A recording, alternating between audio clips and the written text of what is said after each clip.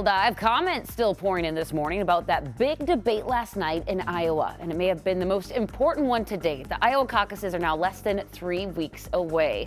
Now on the stage was former Vice President Joe Biden, Senators Amy Klobuchar, Elizabeth Warren, and Bernie Sanders, former mayor of South Bend, Indiana, Pete Buttigieg, and then billionaire Tom Steyer.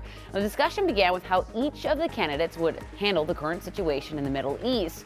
But one of the most talked about moments was when Elizabeth Warren claimed Bernie Sanders told her that a woman couldn't win the White House. Well, as a matter of fact, I didn't say it. Look at the men on this stage. Collectively, they have lost 10 elections. The only people on this stage who have won every single election that they've been in are the women. Yeah, and with that, many people online are saying the two female candidates, Warren and Klobuchar, really stood out in this debate. I have won every race, every place, every time. I have won in the reddest of districts. I have won in the suburban areas, in the rural areas. I have brought people with me.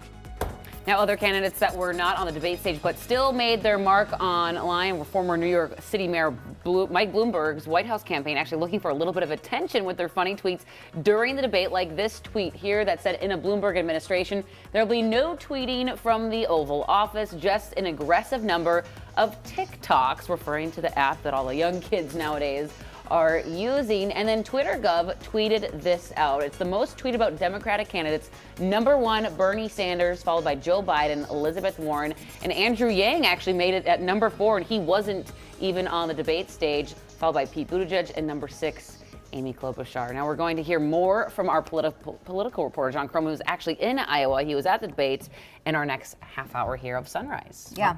Also wondering if in a Bloomberg administration he'll ever take part in a debate. Right. Well, you have to have the. I know you have to qualify. all the qualifications to get to this. But yeah, Andrew Yang, pretty interesting, right? He was. Everyone was tweeting about him last night. Yeah. Dave Chappelle likes him. Yeah. Well, there's one in his corner. Let's